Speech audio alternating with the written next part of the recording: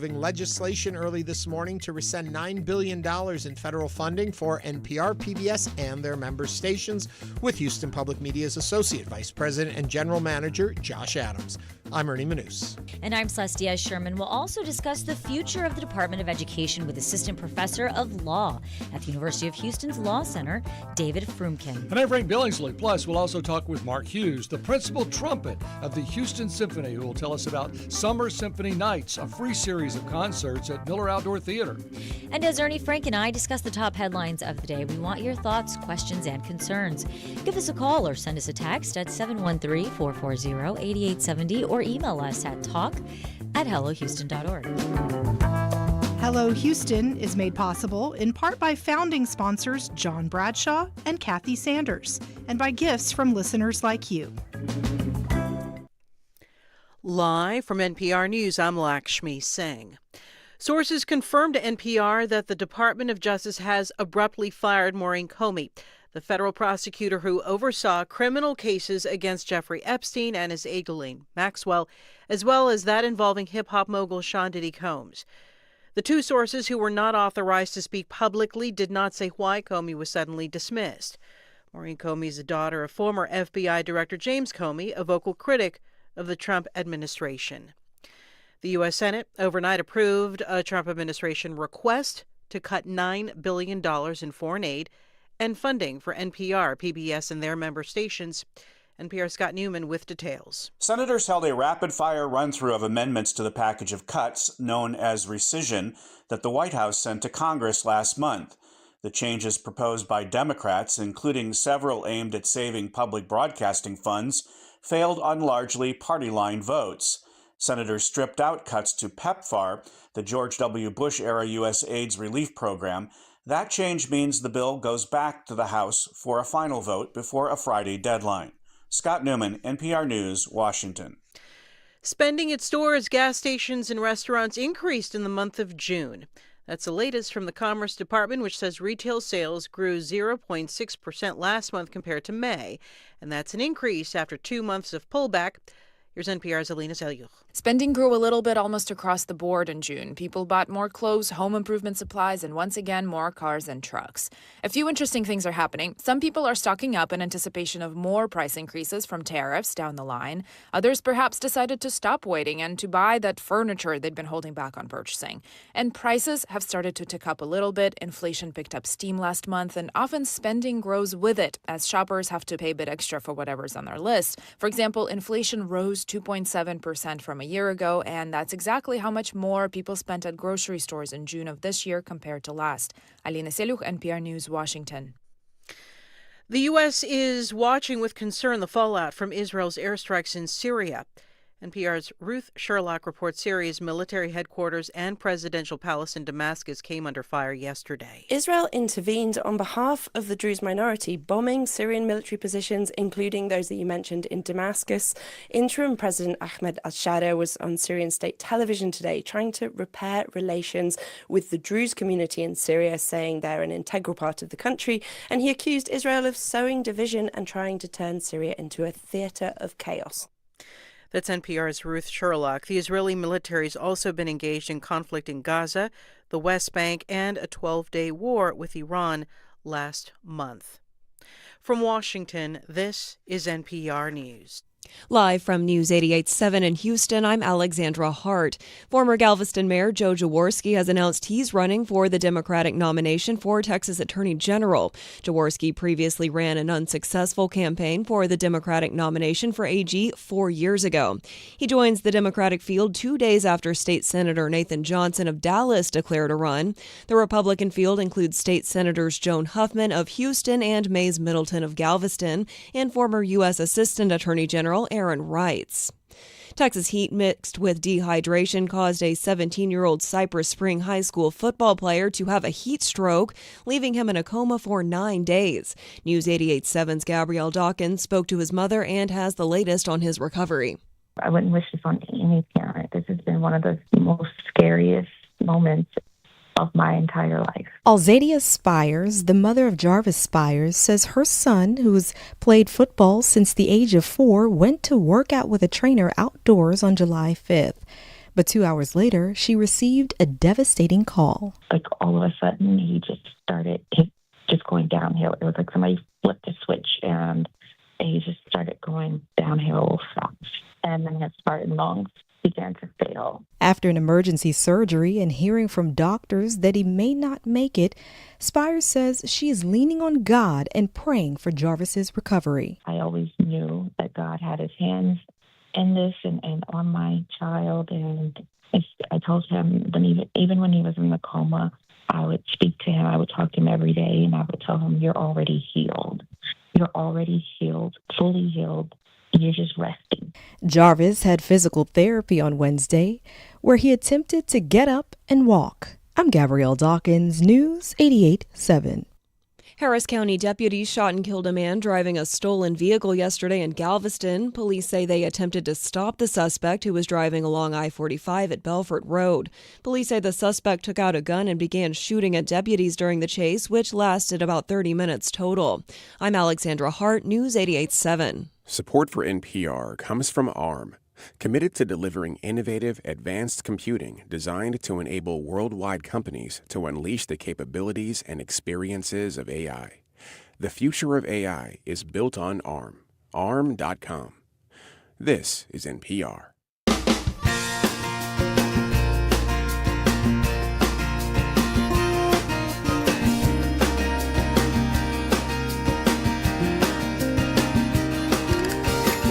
Live from the University of Houston, it's Hello Houston, an open forum on today's biggest stories affecting Houston and beyond. Call now, 713-440-8870, or let us know your thoughts on today's topics by emailing us at talk@hellohouston.org. Now here's your host for Hello Houston, Ernie Manous, Celeste Diaz-Sherman, and Frank Billingsley. Well, we're pre-Friday. Made it to Thursday. I like to say Happy Friday Eve. That's my Happy third. Friday Eve. You know, we're so close. I'm that cart a little before the horse there. So anyway, far away. Post hump day. Remember, as we have this conversation, you can join us on our YouTube channel. Just look for the Houston Public Media channel on YouTube and join in the comments. There are often a whole other show in itself. So join and chat with us there. Of course, our phone lines are always open, 713-440-8870, or email us, talk@hellohouston.org. There's the important business to get out of the way. But I was hoping, as you talk about it being Friday Eve, Frank, I'm looking at this weather and I'm not seeing joy and exciting weekend. A little drippy. Ahead. I mean, if there's the good news, it looks like this system off of Louisiana is not going to develop. So, I mean, that's something. It's not a wind issue, but it is a rain issue, especially Louisiana, 4 to 6 inches of rain. For us, chance of rain tomorrow, especially the east side. Like I said yesterday, if you just went down 45 from the Gulf Freeway all the way up to Conroe and went east, that's your better chance of rain. And so, Frank, oftentimes we hear meteorologists and they're saying something is forming. And so what you're basically saying that what something, my very technical terms here, is dispersing. And so we'll probably get just a little bit of rain. It's too close to land. Okay. And the upper level winds are pretty strong. So as it tries to grow, it needs to continue to grow, and those upper level winds are going to knock it down. And it also needs that warm water. And since it's close to land, it doesn't have that going for it either. So that orange hatch has now gone to yellow, which means 40% went to 30%. It's not going to develop. Which is, I think, great news. And of course, I think we're all still just looking to Central Texas and looking at the devastation that happened. Yeah. And so I think we all, weather's top of mind. Weather families, our first responders that are out there are still top of mind. So as we go into the weekend. Yeah, we're fortunate that it's not headed our way. And really, there's a lot of that Saharan dust out there, so I'm not looking for much to develop, at least through the end of this month. 1st of August looks pretty quiet, but yeah. So what I need to know, Saturday and Sunday, good days?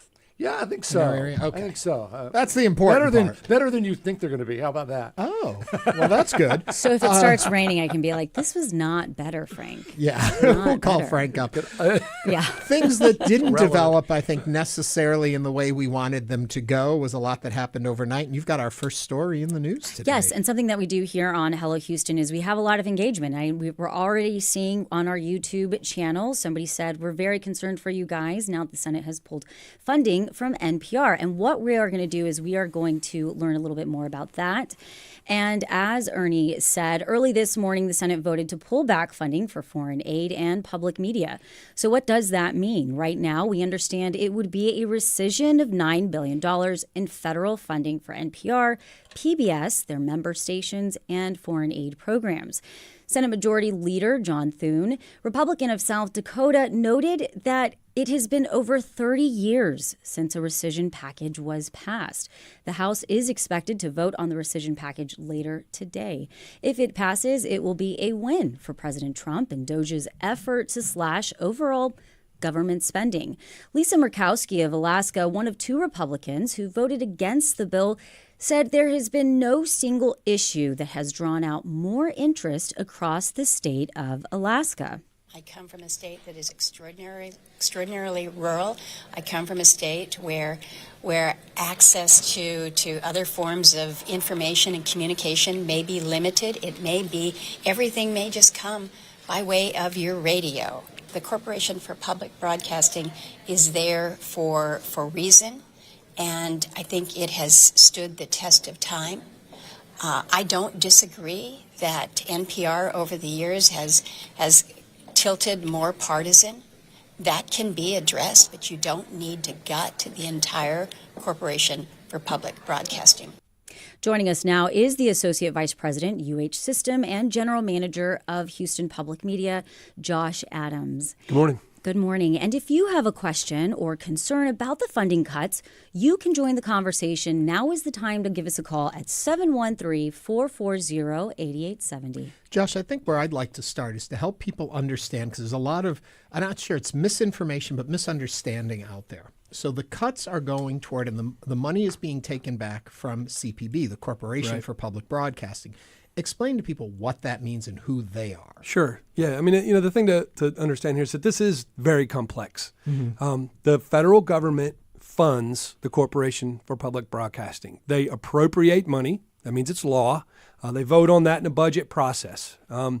Public media's funding is 2 years forward funded, right? So that means that 2 years ago, they voted on money for this year. That's all that means.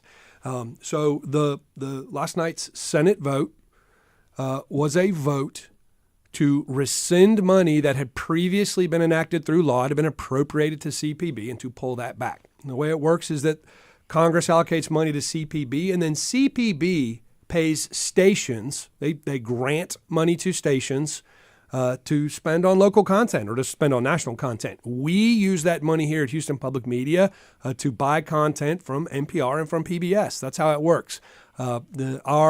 Our appropriation is about $2.2 million, about 10% of our budget. That does not cover our PBS and NPR fees, but it does cover a portion of it. So for us, it's going to be time to tighten our belt, but we're financially strong and in good position, and so we're gonna fight on. Now, if I'm not mistaken, though, 70% of CPB's annual appropriation goes directly to local stations.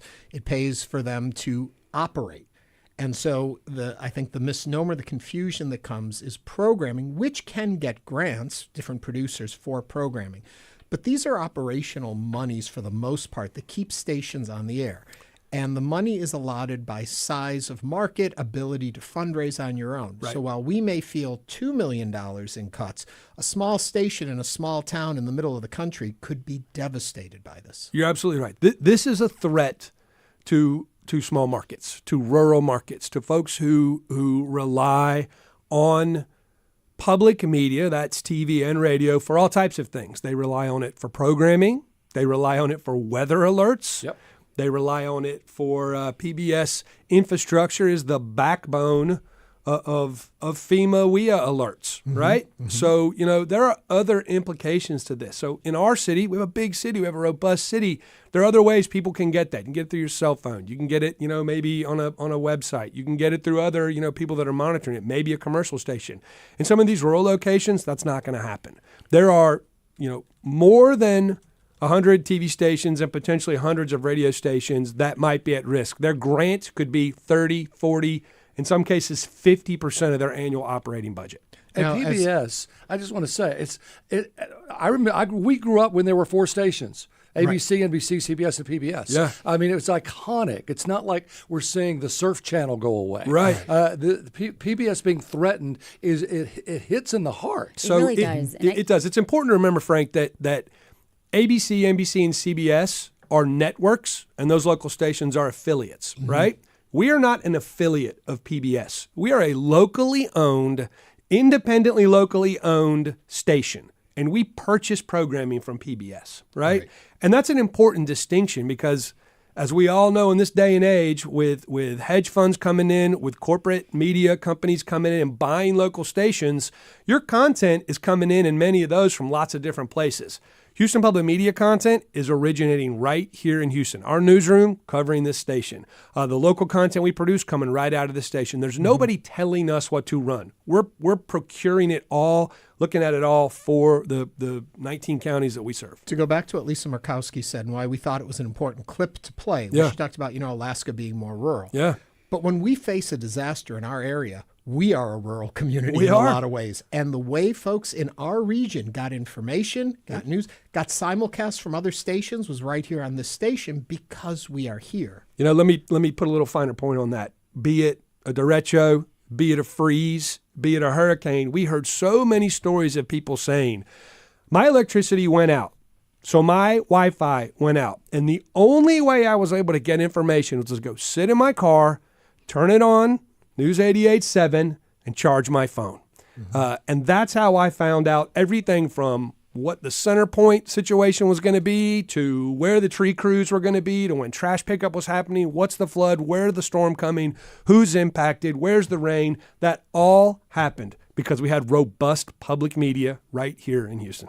Right, and I think to, even go back, take it one step further, what I find so interesting, and this is also piggybacking on what Frank was saying, the Corporation of Public Broadcasting was created by Congress in 1967, and that was, they wanted to have a place, and they didn't just give it to NPR, they didn't just give it to PBS, they wanted to have that firewall of making sure that these funds were going to be, spent properly. We had no strings attached, right? Right, What they that no didn't strings want us attached. to be able to say was, look, I'll appropriate your money, but if you do this positive story, that's how you're going to get your money. They knocked that out by establishing the Corporation for Public Broadcasting, which is it is not a government agency, is a 501c3 nonprofit that operates in the interest of programming, basically. But the government has chosen to help fund it. Well, not anymore. Well, not anymore. No, that's my point. It's the difference but between state television and public television. Right. I think people get confused. Yeah. They think government-supported means state television and that PBS should carry the water for the government. But that's the separation that we have. The that's unique. idea behind public media, way back when it was established, and we have carried this forward. Listen, if you listen to our campaigns, you hear this. If you listen to other stations, you hear this. We are here to operate in the interest of the public. And the government saw value in that. That's why they created it. It is free. It is over the air. You don't have to have a cable subscription. You don't have to have a phone or a Wi-Fi subscription. All you have to have is a radio or a TV, and you put that antenna up and you can get us. That's all that matters. Free and over the air, accessible to everyone, and that content is accessible to everyone. And beholden to no one, as you mentioned. So Correct. there's a text coming in. Maybe it's time for PBS stations to reassess their operations and move away from the ad-free module. But then you can become beholden to someone in an ad-free module. Sure, I think less so than that. The distinction is about licensure, right? So when you get an FCC license, the government allows you to use public airwaves, right, our TV and radio signals, to serve up this content. We have an educational FCC license, and I say we, the University of Houston. They have one for radio, they have one for TV. And the FCC mandates that we use that, since we are an educational station, for educational purposes, and we do. That means that we don't run commercials. You don't get car ads, you don't get political ads, you don't get calls to action. Call now and get this off. No, we don't do any of that. You don't hear that on our airwaves. That doesn't go away because funding goes away. We are still an educationally licensed FCC licensed station. I guess the question would be, why can an education station not also have sponsorships or ad revenue? Well, we do have sponsorships. We hear those, and we have underwriting revenue. What we don't have are specific commercials that have calls to action, that make claims that can or can't be unsubstantiated. That's the difference there. And look, I mean, you got to remember too, like, we're a nonprofit. So people donate their money to the work we're doing, and that's a tax write-off for them. If we surrender that, we're no longer a nonprofit. That's a good point. I didn't think of that. Commercial. We're now a commercial station, and so there are other distinctions outside simply CPB's funding. That's really in a different bucket. Well, the argument was out there that if people want to hear PBS and NPR, why should the government put any money toward it? Why shouldn't the people pay for all of it? Well, I think the people are paying for it with their tax dollars. I mean, that's there's that. And if you restrict, I think the idea would be, certainly my case would be that if you require everyone to pay for content that is important to their life, you're restricting people that can't pay for it, right? Yep. That includes, as we spoke about earlier, weather updates, news updates, content, Sesame Street, educational updates, all the things that we do to serve this community with rich content. You're listening to Hello Houston. We are speaking with the Associate Vice President, UH System and General Manager of Houston Public Media, Josh Adams. If you have questions or concerns about the funding cuts, you can join the conversation at 713-440-8870. Let me continue in the process realm of all of this a little bit. So last night we saw that the Senate voted to support these cuts. Now it goes to the House. I heard early today reports that they've got a full docket over there, but I'm assuming Mike Johnson, the Speaker of the House, is going to make sure this gets through to be voted on. It has a time limit. It has to be voted on by tomorrow evening at the latest, Friday. You assume that's going to continue through, correct? That there's not going to be any kind of blockage that's going to stop it. I mean, look, I don't have a crystal ball, but I do have access to a lot of lobbyists who are out there working on our behalf at the national level, a lot of lawyers, a lot of people in Congress, and I've made some of my own phone calls and texted some of the folks with whom I've established relationships. Right now, I am operating this organization from a place where I think it is likely that this will pass the House this evening. And we do have a question from our YouTube. My British computer guy says, is Hello Houston at risk due to the cuts? I hope not. You all have become an integral part of my day. It would be terrible to lose you all and your show. I think a lot of people have questions. How will this affect Houston Public Media? Look, here's what I want to say. Houston Public Media is financially strong. We're a great station in a great market, and we enjoy an incredible amount of support from the community. We're going to be just fine. Just fine. Now, that being said, just like every business, when tough times come your way, you make tough decisions, right? We saw this in 2008 when we all had to deal with the financial crisis. We saw this when COVID came through. Part of operating a strong business is being able to pivot to the ebbs and flows of the economy, right? We're going to tighten our belt. We might have to make some tough decisions, but this show will be here. This station will be here. It is our job to continue serving this community, and I'm committed to that. Well, again, no crystal ball, but at least some context that you have. Why were some of the Republican senators in the Senate fighting for side deals for their state in order to get their vote to pass this? And our two Republican senators didn't seem to care about PBS. Yeah, I think it would be unwise for me to speak to the motivations of our senators versus other senators. What I could tell you is that, the financial impact of this money being clawed back, it means different things to different communities. One of the Republican senators from the Midwest truly values the emergency alerting and wanted to make sure that some of his constituents who are in tribal communities had access to those radio broadcasts. He was able to work that out with a side deal. That's just the start and stop of it. But, Josh, I think something that is interesting here that I would love for you to explain, and this is conversations that I want our listeners and our viewers to understand, is a lot of people say NPR, it's so biased, or it's moved in such a different direction. Yeah. We are NPR because we broadcast NPR, but we are Houston Public Media, and a lot of our content that we move is always working towards to being as in the middle as possible. Look, it's a challenge, and it's a challenge that we deal with every single day. I think a good practice for us as a media organization, a good practice as a business, and a good practice really just in life is a little bit of self-reflection, right? Mm-hmm. If you have a perception that there is an issue, only you can change the perception, right? And we have a perception, or NPR has a perception, but we have a perception since we put them out there that we are left-leaning. It's up to us to change that. And if you listen to Houston Public Media's local content, you hear that loud and clear. Mm-hmm. You hear that we work very hard to make sure that we're serving everyone in the community. Folks who might lean left, folks that might lean right, folks that are extreme left, folks that are extreme right. And in the middle. And in the middle. We want all of those perspectives because this organization, at least as long as I have been here leading it, and that's quite a bit of time. I only came into this role 2 months ago to be GM, but I've been here a long time in a leadership capacity. It is our job to go out there, gather information, come back, and present it to this community in a way that they think is fair. I heard this side, and I heard this side, and now I can make an informed decision. Mm-hmm. And when you listen to our local content, this show, our news content, our newscasts, Houston Matters, all of the content we bring forward on the web, on social media, and on our broadcast, I think it meets the challenge. Yeah. Well, we do have a couple of calls. One is from Hector in Missouri City. Hector, welcome to Hello Houston.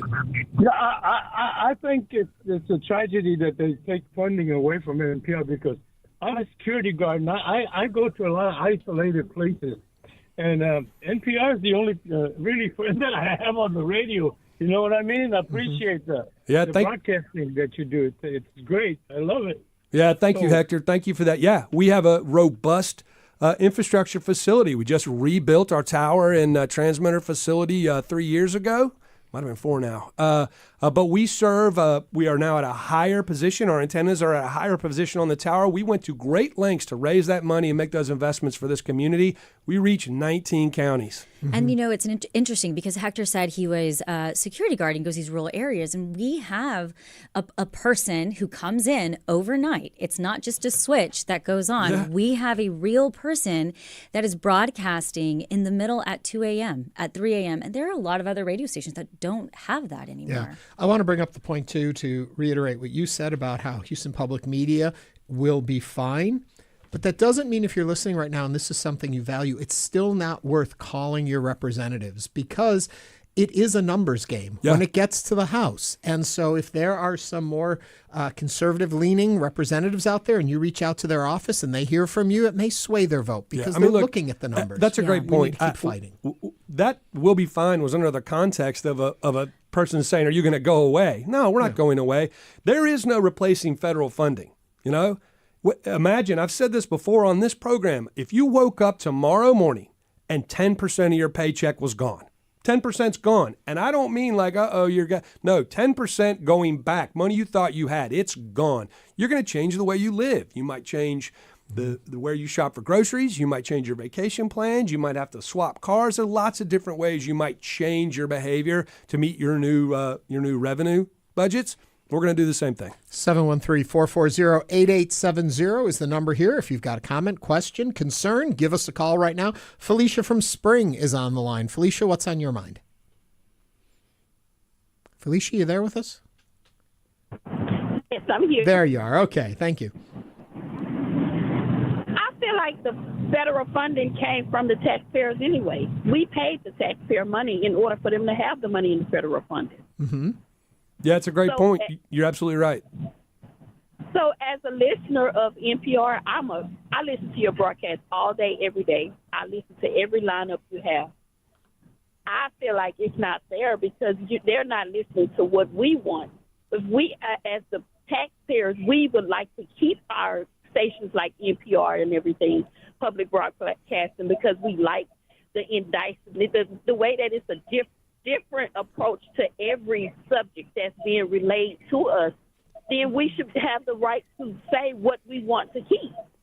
Yeah, that's the American dream, Felicia. You're exactly right. That's democracy at its best. The best way that you can make your voice heard is to go to Protect My Public Media or go to Houston Public Media. We've got a link right there. It's very easy to let your elected officials know We matter to you. You don't want to go away. I can't say it any better than Felicia just said it. Yeah. Felicia, thank you very much for your call. And we did have a couple of other YouTube comments come in. Cosme Garcia says, thank you, KUHF.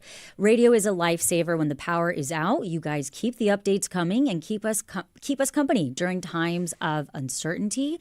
Alex Garza says, 2 ways I get my news: Houston Public Radio, Houston Public Media, and my church call tree. So there you go. And Both again, of which extremely local. That's right. And again, you can join the conversation, 713-440-8870. It's important that people realize, and I think you've made the point a little bit, but to drive it home, so many of our news outlets do not have local feet on the ground, boots on the ground, as they say. Yeah. We have, if I understand correctly, the largest working newsroom of our type in radio here in this building. In the city, in the greater region, 30+ people dedicated to making sure telling our stories, making sure that local people who live in Houston, who live in Fort Bend County, live in Galveston, who live in Montgomery County, who shop there, who commute from there, buy groceries and send their kids to school there, they're the ones telling the stories that matter to the people who are listening. This claws back our money if this goes through in the House. The big beautiful bill also cuts funding in the future, correct? I would not. I am not prepared to make those distinctions. Okay. The big beautiful bill is the president's plan for long-term, think 10-year cost savings, right. And that's very much how it's been built. This rescission bill is specifically clawing back designated funds that have already been appropriated as law. $9 billion, $8 billion of that is for foreign aid. 1.1 billion of that is for public media, which is 2 years of appropriation, right? 2026, the coming year, and 2027 next year. Wow. Josh Adams is the Associate Vice President and UH System and General Manager of Houston Public Media. Thank you for joining us today on Hello Houston, Josh. Thanks, Josh. Coming up on Hello Houston, we'll discuss the dismantling of the Department of Education with Assistant Professor of Law at the University of Houston Law Center, David Froomkin. This is News 88.7. Stay with us.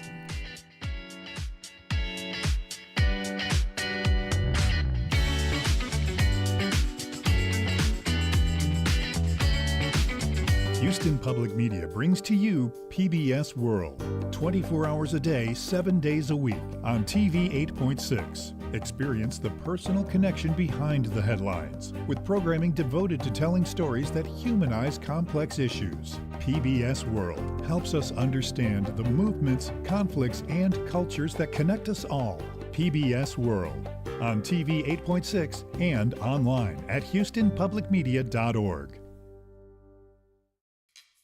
Houston Matters highlights the people, places, issues, and ideas that define Greater Houston. And we do it live on the air weekday mornings at 9 on News 88.7. But we know you're not always available then to listen. So subscribe to our podcast wherever you get yours, or find each day's program to stream online at your leisure at houstonpublicmedia.org. And reach out with questions or comments anytime. Email us at talk@houstonmatters.org. Hi, this is Matt Harrop. There's been a lot of news to cover in Houston over the last few months. Keep listening to Houston Public Media for the latest, and if you've got a car, truck, boat, or RV you don't need anymore, donate it to the station. It could be worth hundreds of dollars in support. The donation process is easy for you, and we'll pick up your vehicle in any condition. Here's how to get started. Go to houstonpublicmedia.org/cars to learn more. Thank you. The stakes could not be higher. You could easily see a situation where we have higher inflation, a worse economic backdrop, and a person in the role who is not kind of willing to make the tough choices that would potentially go against the president. I'm Michael Barbaro. That's Today on the Daily from the New York Times.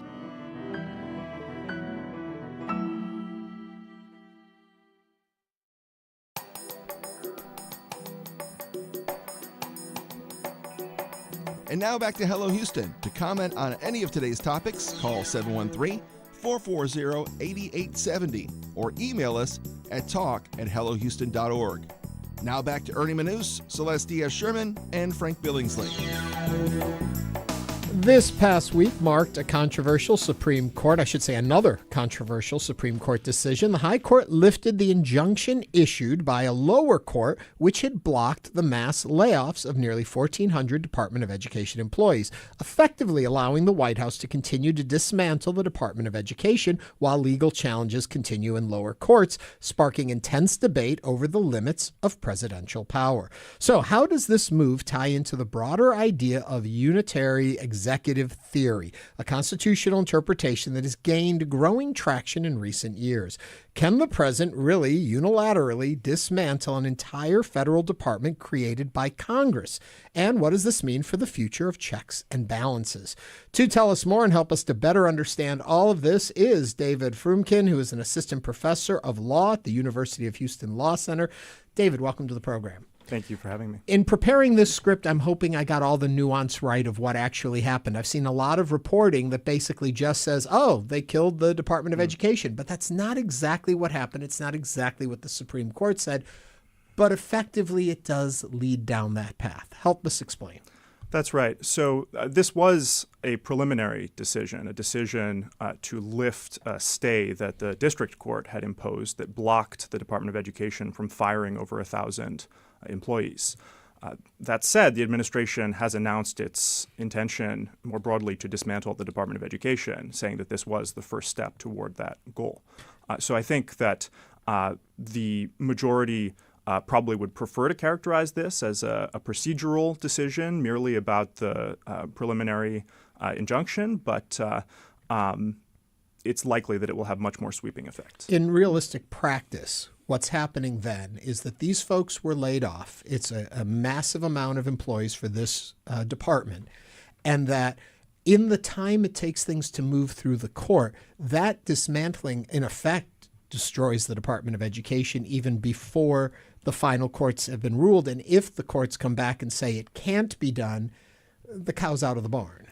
It's very hard to build state capacity. It's very easy to destroy it. And once these officials are fired, they're not going to wait around hoping that they'll be reinstated in a year. They're going to look for other jobs. And it's going to be very difficult to rebuild what the department is destroying today. So 1,000 employees is what percentage?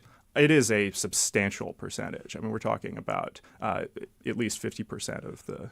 So 1,000 of 2,000 employees, basically. Well, I don't recall the exact number, but it's more close. Than 1,500 employees. David, there are some people that could say, and this is, I voted for the president because I wanted change. I wanted this type of dismantling. We have heard, I think a lot of people can look to our government and there is a lot of bloat. There is a lot of ineffectiveness in different agencies. But whenever you completely dismantle, and you're saying that it's going to be very hard for you to rebuild, but could it be that they're going to rebuild it in a more effective way? Or is it really this will be a major issue? I have to reject the premise of the question. I don't think it's true that there's a lot of bloat in government. The government operates much more efficiently than most private organizations. Well, I mean, I would actually... Well, it was the cell, right? I was going to say, I also I disagree in that I think a lot of people look at our government. I think that's also a political standpoint, but a lot of times when you look at, we have had experts on Hello Houston that are even looking at FEMA, which is such a hot topic right now, that says that it's not always effective and it takes a very long time to push forward what they are trying to execute on. And so when we're looking at this, there's a reason why that, whether you like it or not, the president implemented DOGE. And I'm sitting here as somebody who works for one of those organizations that could potentially feel the effects of DOGE. The government exists to solve big problems that no other organization in society is going to solve. And often the problems are big and solving them is hard. And so the solutions don't happen overnight. But preventing the government from being in a position to tackle those problems doesn't mean that they're going to be solved more effectively. It means that no one, in most cases, is going to be tackling them. And when it comes to environmental protection, public health, consumer protection, protection of students, And I'm not saying that those things are not needed. However, I am saying that when we're looking at organizations, that we look at kind of that ineffective, again, I have to use that word bloat because I think that's what a lot of people felt that the president was going to do. But I think the bigger issue at hand here, and help me with this one, is that the question at the center of all of this is, does the executive seat have the right to dismantle an organization that was set in effect by Congress, which then leads us to the Unitary Executive Theory. And that's where we have to start. And I think that's what the Supreme Court is looking at and what court watchers are looking at and government theorists are looking at. That's right. So I study the separation of powers, and to me, that is where this decision has the most significant stakes. I think that this is potentially the most radical, far-reaching decision affecting the structure of government, the separation of powers in modern history, because the administration is taking the position that the president has the authority to nullify laws passed by Congress. Congress said there has to be a Department of Education. It has to perform certain functions. The administration has taken the view that they don't have to comply with those orders from Congress. And the court seems to be backing them up. Yeah, I don't know if you saw the line that Trump wanted to get rid of FEMA because he said this money should come through the office of the president. The president should decide who gets help when there's a disaster. And then the implication is the red states are going to get the help they need and the blue states are not. And if you didn't have a blue governor, you'd get some help. So make sure you get a red governor and then we'll help you. That's what happens when you dismantle these agencies and their ability to put funds out there and you want to do it all yourself. So you say, well, I don't like the way that state is handling their education. So until you handle it the way I want you to, you're not going to get any money. And if that were to happen, that would be the end of the rule of law. And absolutely. What the rule of law means is a lot of people say equally. it's going to happen. Mm-hmm. There's a lot of fear that that's where this is going. That is the danger. That's certainly the danger. And it's a reason why we want governance to occur through routinized procedures that treat people consistently and fairly before the law. That is really what's on the chopping block. So if you get rid of the bloat, fine, I'm all for that. But if you get rid of the bloat, you still have to show us who has the authority and not just one person. And what we're seeing is an assertion of a sweeping change in who wields authority in our constitutional system, a change that would have been news to the framers, I can tell you that, who did not see the president in the way that proponents of the Unitary Executive Theory today see the president. The issue at hand that got us talking about this is the Education Department and at this point, the Supreme Court in this particular case has not said that the president has this authority. Have there been cases in this administration or previous which has pushed more toward the president having that authority, or are we still in that gray area approaching it and haven't heard it yet? So there has been growth of the Unitary Executive Theory in recent years under the Roberts Court. I think it's important to emphasize how novel all of this is. Right. The Unitary Executive Theory really was created about 40 years ago and was not a view that people subscribed to before then. Indeed, it was a fringe minority position when it was first advanced in the 80s. And the idea that it is a core principle of our constitutional order today is a very novel and radical innovation in our constitutional system, and in fact, one that really throws out the design that the framers implemented. They look at Article 2. I'm sorry, I just want to clarify. And what, if you can give me the wording exactly of what is in Article 2, which is where we're looking to understand what are these powers. So the theory rests on one phrase in the first sentence of Article 2, which says that the executive power shall be vested in the president. That's all. So there's an idea of what it means to have executive power, and a lot gets built into the argument of checks and balances is that if you're going in the direction of the president having more power, is that checks and balances are for the Congress, not for the president. Is there anything that supports that in the Constitution? Absolutely. Well, so the principle of separation of powers is that one actor, Congress, makes the rules, and a separate actor, the executive branch, implements the rules. If you have the same actor, the executive branch, making the rules and implementing the rules, you don't have the separation of powers. And that's what's happening. That's exactly what's happening. You're listening to Hello Houston. We're speaking with David Froomkin, Assistant Professor of Law at the University of Houston Law Center. You can join the conversation at 440-8870. We have a call on the line right now. James from the Woodlands. James, welcome to Hello Houston. What is your comment or question for David? Hi there. I will try to be brief. Okay, so you all were talking about DOGE in with this subject. The real savings is Medicare negotiating drug prices and defense contracting. But yet those things were overlooked, and now wiping out and cutting employees, all of a sudden that's waste. Well, those two places definitely have waste. Okay, what this administration wants to do is have states control education to where this country turns into a white nationalist Christian nation where the children will be indoctrinated to think that way. That's the only way they can survive. They can't survive on ideas. They have to survive on indoctrination. And I would like to hear his comment. By the way, I don't like the Supreme Court putting a thumb on the scale of their rulings in favor of Donald Trump. James, thank you for your comments. So what do you think? You dismantle education, you control education. Like I said, if you're not doing it the way I want you to do it, you're not going to get any money because I control now the Department of Education. So what are your thoughts on that? Is it all toward indoctrinating our kids to think a certain way? Well, we've certainly seen that happening at the local level in recent years with school boards trying to assert more control over what books are permitted in schools and classrooms. I think it is scary to see it moving to the federal level. Obviously, the federal government is much more powerful in principle, has the ability to impose those rules on jurisdictions that wouldn't implement them at the local level. And I think it's too early to say, but there's certainly danger here.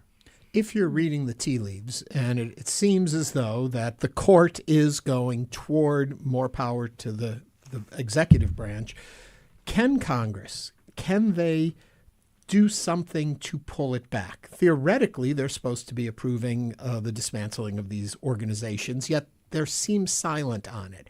Is there some way they can get involved and pull it away from it just being the judiciary at this point? I think the really important thing to understand is that the separation of powers as it was conventionally understood has collapsed. We have an executive branch that is ruling effectively without congressional oversight or authorization. Right. And I think that what that means is that Congress's formal power to impose legal instruments constraining executive action is in decline. That said, there is an important rhetorical battle to have. Congress can assert authority, can assert its prestige. And that's why I think that the way that the Supreme Court is behaving is so damaging, so dangerous to our republic. And it only took 5 months. But you use the word collapse. I mean, I can understand that there is essentially, we're looking at potentially corrosion. And we understand that when we were going into this election, one of the number one concerns for voting Democrats and why they were extremely concerned was about our democracy. But we still have, our three branches of government. We are seeing now interpretations of the Constitution. But so far, from what we understand from legal experts that we've had on our show, there actually hasn't been anything illegally happening. So I don't know if collapse. They've said that nothing that has happened since January 2025 was illegal. I would say a substantial proportion of what the executive branch has done since January 2025 has been flatly illegal and unconstitutional. So then why is it happening? Because the courts are on their side? The Supreme Court on many occasions has blocked the efforts of lower courts to rein in a rogue executive branch. And that continues to happen. And the McMahon decision permitting the dismantling of the Department of Education is just the latest example. Does it frighten you, as I said earlier, 5 months? It's all only taken 5 months. It does frighten me. And I think one thing that's important to recognize is that for a lot of institutions, when there is a rising tide of authoritarianism in a system of governance, a lot of institutions continue to operate as usual. Their operations are not perceptibly affected. And it may be easy for them to say there's nothing too abnormal going on here. But elsewhere in the polity, there are things that are really unusual, unprecedented, and dangerous, and we should be attuned to those. David Froomkin is an assistant professor of law at the University of Houston Law Center. David, thanks for joining us today. Thanks for having me. Coming up, we'll talk about the Houston Symphony's Summer Symphony Nights at the Miller Outdoor Theater. Stay with us as Hello Houston continues.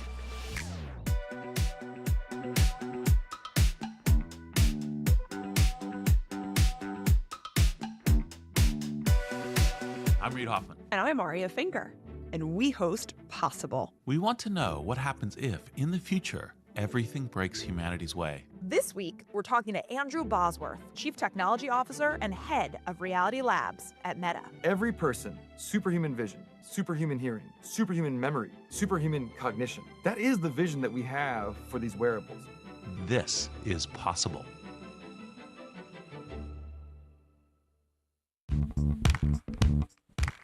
I'm Asma Khalid. If you're looking for quick and easy pasta dishes for the summer, here and now, resident chef Kathy Gunst has 3 new recipes that won't tie you to the kitchen. That and all the latest news next time on Here and Now.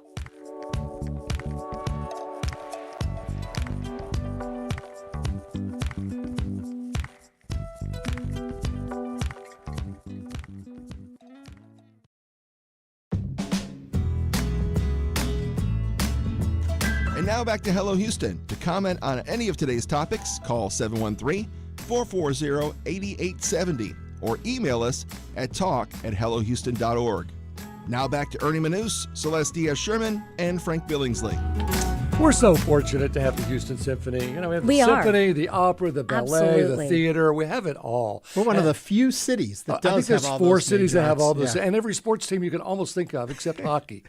Craig Cohen. I know Craig Cohen's working on that. So this summer, the Houston Symphony is going to again bring its world-class orchestra to Miller Outdoor Theater for a series of free concerts. They're called Summer Symphony Nights. They featured Beethoven, Tchaikovsky, contemporary pieces. They're going to perform with a slate of rising star guest soloists, as well as acclaimed up-and-coming conductors. It's just going to all be there for us. And joining us now to tell us more about the Summer Symphony Nights is Mark Hughes, the principal trumpet of the Houston Symphony. Mark, welcome to Hello Houston. Glad you horned in on us. Well, but don't cheat. Yes, very good. Very Prepare good. for a lot of dad jokes. Prepare for those. Thank you for having me. Tell us about it. What's going to be happening? Well, I always love going out to Miller Outdoor Theater.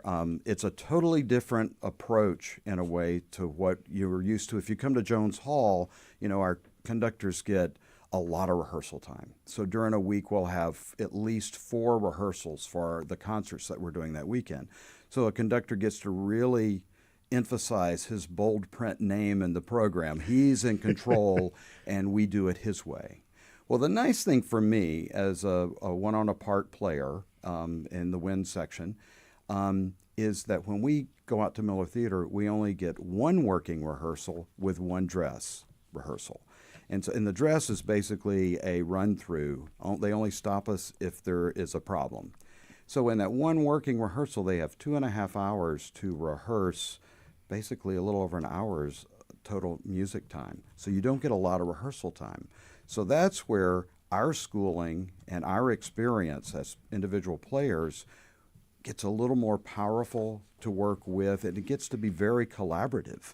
So we're sitting there with the guest conductor that's working with us, and you get to, to me, it's a little bit like the old expression, youthful exuberance or whatever. There is, and I'm not youthful, but I still get exuberant. And Yes. I love the being out there because there's more freedom. Yeah. And I think audiences, if you come out to Miller Theater, which a lot of people do, we have thousands for each of these concerts, they get a concert that is very exciting because we are, we're a little juiced up here. We're ready because we don't get that kind of freedom. Well, a thing that a lot of folks, I think, stands in their way, besides ticket price, but there are all levels of cost for tickets when you go downtown to see the symphony. Mm-hmm. It's the whole concept of being in an orchestra hall and having to putting it out in the park. People feel it's much more accessible and open on a myriad of levels, and it's letting folks enjoy this kind of music live, real, fresh. not edited, not perfected to that point, but really just enjoying the moment of music. Never know what's going to happen. Absolutely. When I go out there and I look out and, we have the seats under the pavilion, but those are usually not filled. Where it's really full is over on the lawn and how the hillside that covers over. And those people out there, believe it or not, they're quiet. They don't listen. They probably sat there thinking, if this gets boring, I can just kind of sneak away. But they don't. They end up loving it. Well, I came from another city. I grew up in Atlanta. I was born there, and I was fortunate enough to be in my hometown orchestra, which is unheard of. You would think I would never leave, except I wanted a promotion, and I wanted to be. So I came to Houston not knowing what was going to happen, and I was blown away with this city. As y'all mentioned, all of the arts that we have here, people take it for granted, unfortunately, but we have exceptionally high functioning. You could drop any of these groups into New York City, and they are going to sound like they belong there. Yeah. It's great. So when we go out to Miller Theater, I hope people will continue to come, but they're polite, they listen. So people of all walks of life, come to enjoy the music. And it's the accessibility that's so wonderful. It is. That's what I was going to say. I think something that Houston does really well is that our arts are very accessible. In other big cities, it feels like that's something for other people. But you talked about the guest conductors, and you guys, Spanish-American conductor Francois Lopez and Russian-born conductor Anna Rakitina. So when you are just meeting these conductors for the first time and you're doing kind of like you said that, you sit down. What is always surprising when you have these conductors coming in from different areas? Well, it's encouraging, for one. I was, I'm later in my career, as you can see.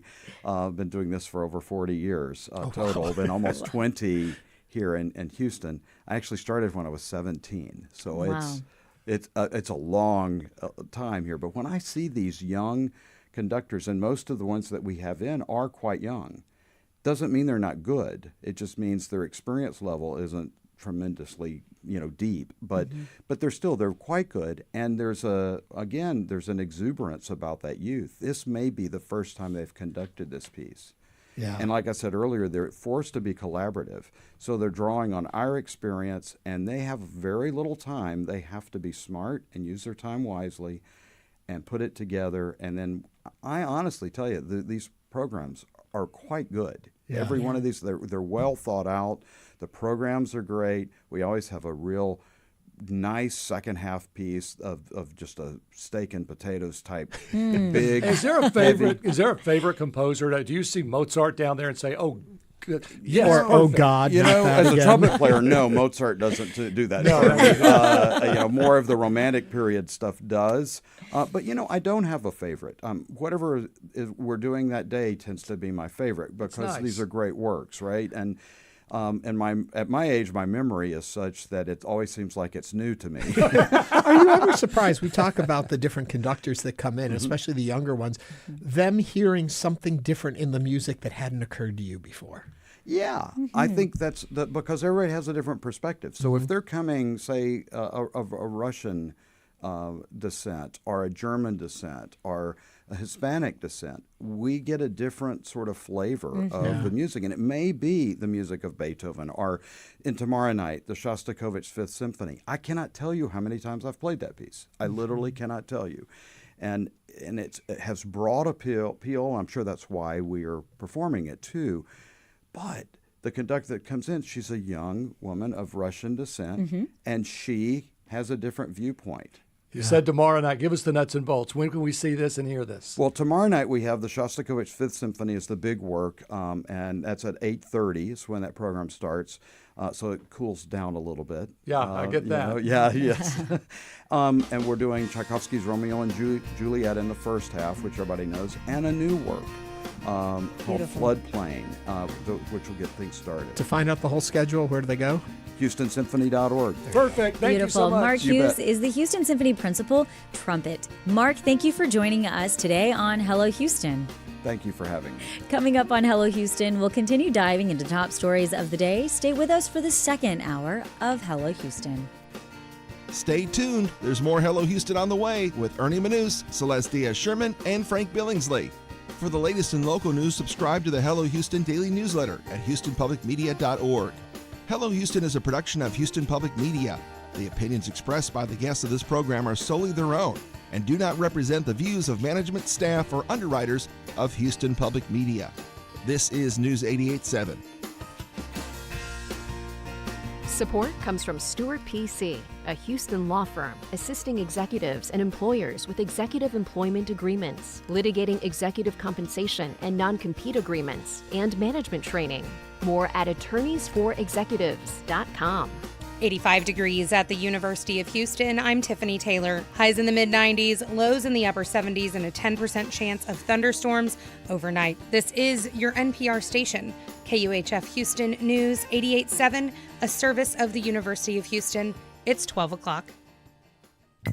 Just ahead on this hour of Hello Houston, we'll continue diving into today's top stories, including Houston City Council updating the civility ordinance to prohibit sitting, lying down, or placing personal possessions on sidewalks in downtown Houston and East Downtown 24 hours a day, 7 days a week. I'm Frank Billingsley. And I'm Ernie Manous. We'll also be joined by Diane Chase, one of 2 University of Houston archaeologists who made scientific history with the discovery of a Mayan king's tomb in Belize. She'll tell us more about this amazing story.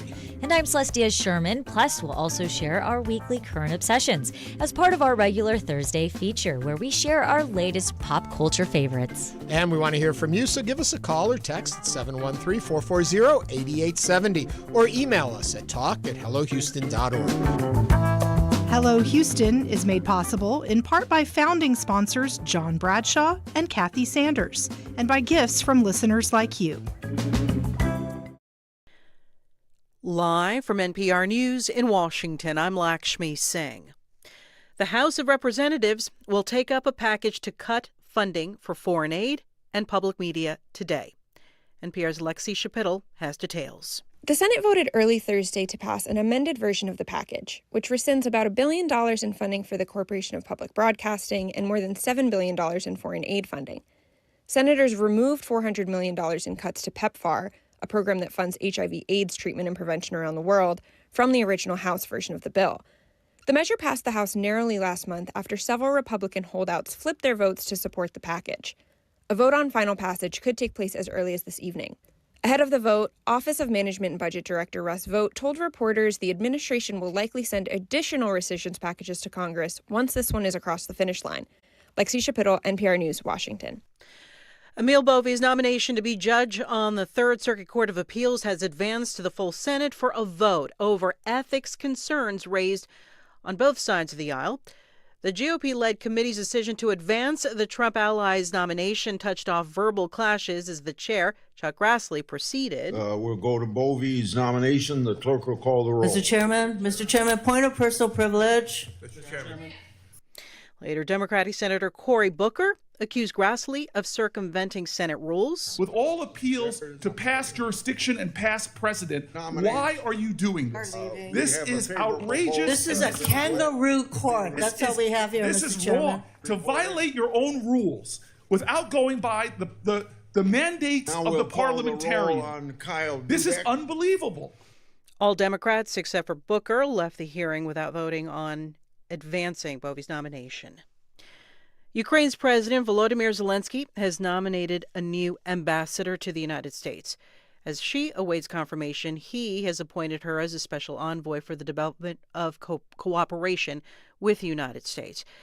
NPR's Polina Litvinova reports from Kyiv. She was previously the Minister of Justice and the Deputy Prime Minister for European and Euro-Atlantic integration. In his post on social media, President Zelensky wrote Olga Stefanishina would work as the special envoy while, quote, all the necessary procedures for approving her candidacy for the position of ambassador of Ukraine to the United States with Washington are ongoing. Zelensky noted Stefanishina participated in negotiations with the U.S. on a new format of economic cooperation between the two countries and will keep working to maintain these relations. The new role for Stefanishina is part of Zelensky's proposed government reshuffle. Polina Litvinova, NPR News, Kyiv. U.S. stocks are trading higher this hour. You're listening to NPR News. Live from News 88.7 in Houston, I'm Alexandra Hart. Kerrville city officials have vowed to take a closer look at the way emergency alerts were delivered ahead of the catastrophic Texas floods nearly 2 weeks ago. News 88.7's Sarah Gruno says some residents report having emergency alert fatigue. The search for dozens of missing people continued in Kerr County on Thursday as hundreds of law enforcement officials descended on the area again. For residents like Mary Dene, a barrage of flood warning alerts on her cell phone July 4th were all too familiar. She had lived in Houston for 20 years and saw some of the state's most devastating storms. When she received the first alert about floodwaters coming in, she said it wasn't supposed to rain for another 5 hours, so she went back to bed. I just wanted to sleep. Second alert came on. I mean, we got quite a few alerts. But the thing is some of these people didn't even have cell service. More than 130 people have died during flash floods in the state this month, including at least 107 people in Kerr County alone. I'm Sarah Gruno, News 88.7. As we approach the peak of hurricane season, local officials are reminding you what to do when it looks like your home might be on the brink of taking in water. Captain Cedric Robinette is with the Houston Fire Department and says when officials issue an evacuation order, do so immediately. However, if you can't or don't, move to the highest point of your house, call 911, but we encourage citizens to do not go in the attic unless there's a window or exit way. Unfortunately, we've learned through past storms here in Houston some people have died trying to evacuate to the attic. They did not have a way out. Robinette gave his comments on Houston Matters. Meanwhile, forecasters say it's now looking less likely that a storm currently brewing in the Gulf will have any major impacts on much of the greater Houston area. The National Weather Service originally said the system had a 40% chance of development. They've now downgraded that to 30%. Still, a surge of tropical moisture is expected across southeast Texas tomorrow. Currently 85 degrees here on the UH campus. I'm Alexandra Hart, News 88.7. Support for NPR comes from NPR stations. Other contributors include Fisher Investments. Fisher's dedicated team of specialists provide resources on investing, retirement income, estate planning, and more. Learn more at FisherInvestments.com. Investing in securities involves the risk of loss.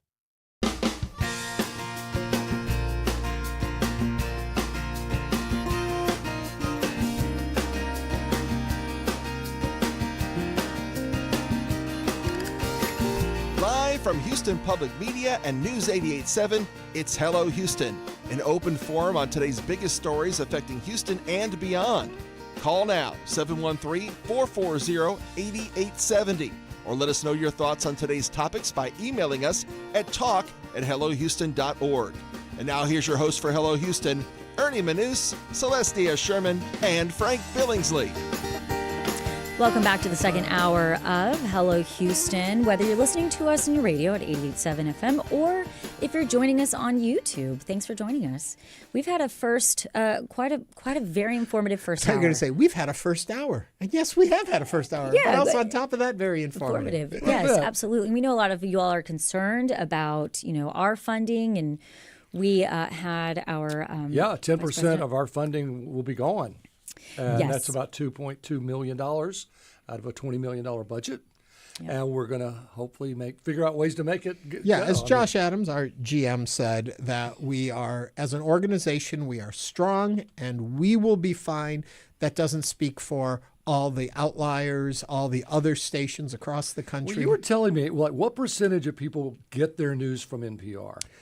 In America. All right. These are going to be approximations. Okay. But if my stats are right, approximately 40% of the country has access to local news solely through public media entities. So if those public media entities went away in about 40% of the country, they would not have access to local news. They would have national news that comes across feeds and networks and all that, but they don't have local stations outside of public broadcasting. Well, and not to generalize, but I'm assuming those are red states for the most part, since that's the middle part of the country. I am assuming they are states. They are areas that desperately need to know what's happening in their communities and that isn't getting covered elsewhere. Now, some arguments will be, with phones and texts and Twitters and YouTubes and all of that, you can get information. but it's not sourced. It's not journalistically based. It's not what you get when you have a local newsroom working for your community to tell your stories. And so when we look at this cutting to CPB, we are talking about it's on a sliding fee scale of how the different stations get their money. We're in Houston. We have a big outreach. We have an ability to raise money. So we only get about $2 million, 10% of our budget. But if you go to some of these smaller stations, that grant from CPB may be 70 or 80% of their operating budget, which taking that money away basically shutters these stations. Well, and I know a lot of these stations in these rural communities are rock stars. I mean, they have merch. They have personalities. Yeah, Marfa Public Radio is one of those that's, out there in Marfa. Yeah. But, we often hear the term, childcare deserts. We have heard, and that is where, there's not any childcare nearby for parents. And so parents have to go out of their way for childcare. And we also have seen that there are areas where people don't have banks in their areas or access to, grocery stores in their areas. And the impacts that has. We also have areas where there are news deserts, where information deserts, and we I think as people who live in big cities, and we can go out. We go out to the burbs. I go visit my aunt, in Katy, whatever it might be. We just think it's there. And it's just because it doesn't affect us always. Well, as a mom, I don't know if you saw this that came in. I guess this is a text we got. Hello, HPM. My 10-year-old son plays PBS Kids games online. He saw that on the website PBS Kids was in danger of going away. He wants to know what he can do. This is a 10-year-old kid. I'm in a predicament. I don't know what to tell him. I told him about the funding problem. He's 10, going to ask all the neighbors to donate to PBS Kids. He's got about $5 so far. How can I be a supportive dad? I need to capture this moment in his growth. My question, can you tell me what to tell him? For one thing, it's not too early to learn how to call a lawmaker and tell that lawmaker, let him get on the phone and say, I'm 10 years old and I love PBS Kids. Please don't vote to end it. That's one way. I want to make 2 points here. First of all, I want to remind everyone as we talk about this, Josh Adams, our GM, is going to return to our show tomorrow. He'll have more late updates and talking about what's going on with the funding. Second of all, yes, I was going to say the same thing, Frank. Teach your child about calling your elected officials. And for adults to understand, as we sit here and say Houston Public Media is a strong organization, and with your help and support from the community, we will continue to remain strong and be part of our community. This is a numbers game on the national level, which people often forget about. So you can reach out to your local lawmakers, and their vote is a national vote. It's not a vote for our community. So if you can talk to some of our more conservative lawmakers who are opposed to the funding for public media and sway 1 or 2 votes, that could change the national level's impact. We often forget that our representatives represent the entirety of the nation. So reach out to our local lawmakers. Teach your child. Save My PBS, I think, is the website you go to. It has the contacts, how you can reach out for both NPR and PBS to get a hold of your elected officials. And just to clarify, it is protectmypublicmedia.org. Again, that is protectmypublicmedia.org. It is exactly the way it is spelled. And if you go there, it'll have all of the information, all of the ways out about how you can have your voice heard. And Ernie made the point that we have 3 open seats in the House of Representatives that were filled by Democrats. Those 3 people died. One was Sylvester Turner. One, I think, up near Dallas. So there were 2 Texans and then another. So we have 3 empty seats that none of the governors in these red states have bothered to fill. So we're 3 votes behind as far as where the Democrats would vote. And this does seem to be very much like the big, beautiful bill, Republican versus Democrat. Oh, absolutely. So if we're going to make any impact at all, it's going to be to call your Republican congresspeople and say, look, I don't care if you're Republican or Democrat. This isn't about that. This is about stuff like PBS Kids. Yeah, the percentage of students in our nation, I shouldn't say students, children in our nation whose only access to educational programming is through the PBS platforms. And I have to say, as a parent of 2 young kids, there is so much kid content out there that just is not, you feel like you have to vet a lot of that content before they're seeing it. You don't just let your kid watch whatever.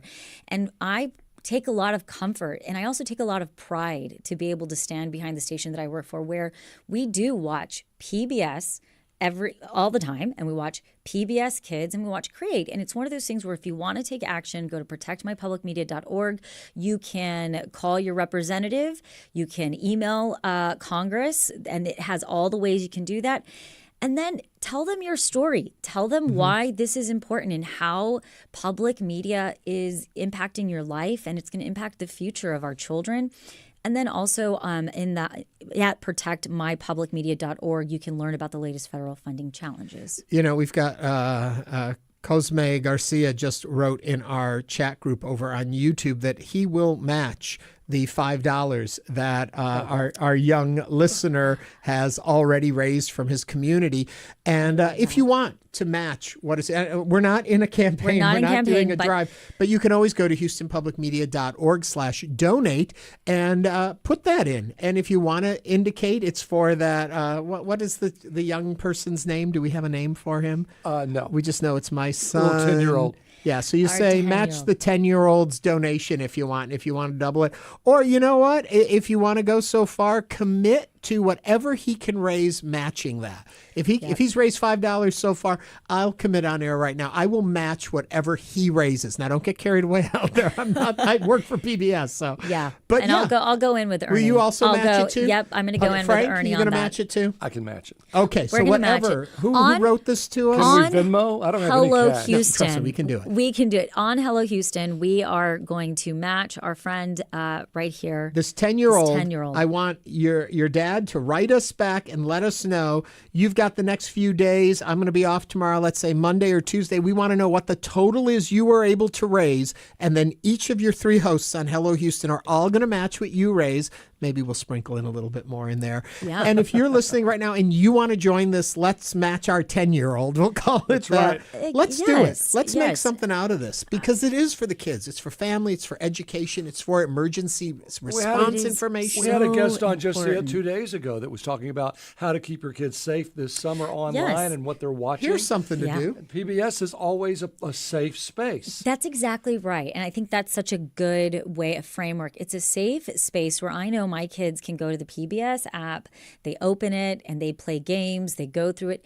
And I know for a fact they're not going to see something, they're not going to hear something that they really isn't age appropriate. And that goes for my 9-year-old, that goes for my 4-year-old. And so, yeah. There's a text that came in from Jen in Clear Lake. Is there a list of stations or shows that are most at risk? This is a time when we all need to pull together. I don't think that relying on politicians is the best idea right now. I love the sentiment of that, Jen, but I have to correct it. Yes, right now the only hope we have are our elected officials because they are the ones about to vote on this. So we do need to put the pressure on the politicians. There are a lot of seats across this country for the House that are very close or could turn or what we call purple districts. Those folks are going to pay attention to the number of calls they get in. And if there's a representative in your area that may be in a seat that's vulnerable, make sure they hear right now that this is something you're going to vote on, that you believe in. That's where we make a difference. And if you want to call us and join the conversation, 713-440-8870. I know we got off topic here, but it was something it's in the news. It's very It's a major headline. It's a good topic. And I think that, it is top on mind. And since this has really come to the top of the headlines, we've had so many people messaging me. I've had people message me like, oh, I'm so sorry, your funding got cut. It's like, well, no, we're in the process. And so it's very important to stay informed on where this is at, what we're doing, how it's doing, and what's happening. Any idea? I mean, the vote's got to come by tomorrow night. Right. I don't There's know a when Mike certain Johnson time frame. They have a very. Ernie knows. They're very tricky about voting in the middle of the night when we're all asleep. Have you noticed Well, that? Ernie watched it last night. I was up till 2 o'clock watching it go down. The deal is that the bill has a time limit on it that when it has to be approved, and the time runs out tomorrow evening. I'm not sure if it's midnight East Coast. I don't know how they gauge that, but that has to happen. So and this is kind of what was happening with Hakeem Jeffries back with the big, beautiful bill. He talked to push it later and later and later, but they can only go so far. So if they can hold off on the vote till a certain time, then it becomes null and void. you could see that was all the amendments that were going in last night, but they put time limits on it. I'm pretty sure Mike Johnson is going to make sure this gets to the floor and gets voted on, because even though, which is quite frightening, it's only 10% of 1% of the budget, they are hanging their hats on, if this gets approved, it's going to somehow fix our budget deficit, which it's a paper ridiculous. cut. Yeah. It's just sort of a real thumbs down to PBS and NPR by the administration. I mean, Alex Garza, what do we do to upset them so much? Well, they say that we're biased. They say that we are literally, quote unquote, that we are liberal, and we are liberal bias, and we've moved to the left. And I want to also point out that Alex Garza on YouTube has said that Alex is going to come in too and match what we can bring in. So, young 10-year-old, work hard this weekend and raise a lot of money and bankrupt us here. That's what we want to see happen. And I want to say, as somebody who's worked in the newsroom as a reporter here, when I hear that, I do have to wince a little bit, because here at Houston Public Media, I know for a fact, when I have sat in our meetings as a reporter, hearing those conversations and those questions, how can we better move this story forward in the most factual way that will help people make better decisions? Why do we want to present this information to our listeners? And so that mindfulness is so important. And so whenever I hear, it's, bias, I'm like, we work really hard to make sure that we're not just falling into those stereotypes, Yeah. I grew up, I went to college with Cope Moyers, Bill Moyers' son.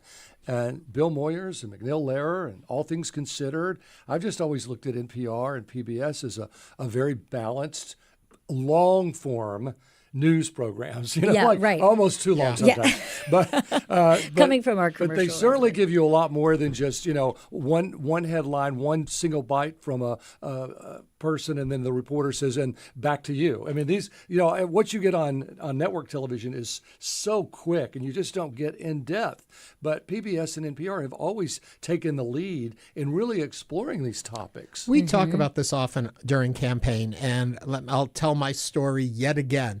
I have been here now 29 years. There is a firewall between our fundraising department when it comes to underwriting and I guess underwriting is the best word to use. Spots that you hear on the air. There is never, we are not allowed to cross, and they are on the second floor. We are on the third floor of this building. We do not cross. We have never gotten you have to cover this story because this person is going to give this much money to the station. That has never happened. In the 29 years I have been here. Or you have to kill this story. Right. Never have I had that. In the 29 years I have been here, there has never been an edict that has come down from upper management on go this way or go that way. Change your story. Don't tell this. They have left production or producing of content in the hands of content producers to do what is right and to find fair amounts. The only time there's ever been interference is if they feel it hasn't been fair and balanced enough. If maybe you can find more voices on this. Let's broaden this and make sure we're getting all aspects. But that usually comes from our news director and our content directors. There is a very clean line between fundraising. So if people feel that there is undue influence on the way we cover a story, I am here to tell you that does not happen in this organization. Yeah, and I also think that when it's education is one of your pillars, one of your, that's a part of our foundation, that goes through all areas of decision making when it comes to the type of content and information we are going to talk about. Well, and that may be part of the problem. I think Josh Adams has made the point. You really have to define yourself. It's up to you.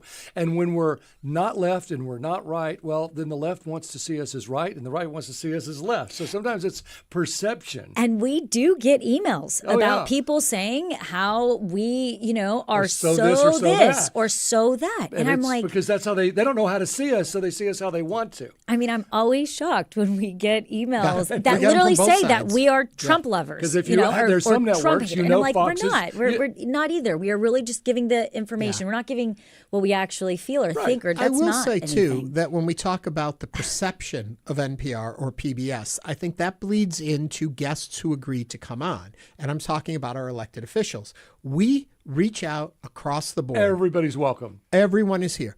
Oftentimes, a more liberal-leaning guest will come on the show. That is not from a lack of us trying to find a more conservative voice to join the conversation. We reach out constantly. So if you are a conservative elected official, be it Republican or a conservative Democrat, who doesn't feel like you have a home here on Houston Public Media, that's because you think you don't. We invite you. We are open. We want to understand the story. One of my biggest things is trying to understand each issue we attack from both sides or all sides, right, to understand, why does somebody believe this? Why do they think that? And hopefully in having those conversations, we all learn and move forward in how we think about issues and topics. You are welcome. This is your public media station. Please be part of it. Well, something I want to be a part of is this next segment. Okay, I'm getting off my soapbox. Let's move on with the show. Coming up on Hello Houston, we'll be joined by Arlen and Diane Chase, the two University of Houston archaeologists who made scientific history with the discovery of a Mayan king's tomb in Belize. This is News 88.7. Stay with us.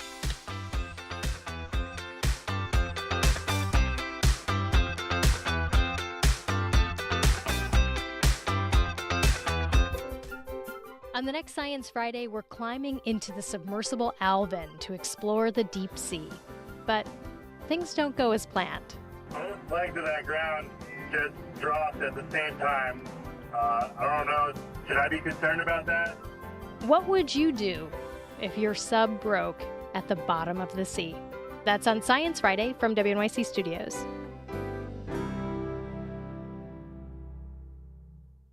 Rare earths are now so coveted, some people are stockpiling them in vaults.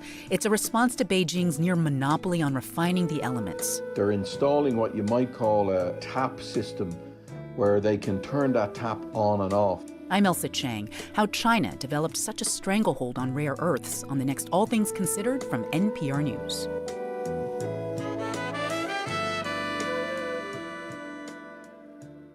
What you hear on this station, every report, every interview, every update, is only here because someone like you gave. 80% of Houston Public Media's funding comes from Houstonians like you. Our newsroom runs on support from you, our community. You have the right to know what's going on, and you have the power to make sure others do too. Join the community right now at houstonpublicmedia.org/donate or call 888-909-0887. Support comes from the Eternal Gandhi Museum, Houston, highlighting the power of nonviolent conflict resolution through examples of peace leaders worldwide. Now open. Field trips and group visits available. More at egmh.org. Support comes from GenPro, a Houston-based home generator service providing power to homes during unexpected outages, helping with connectivity and productivity. More information is available at genpro.com.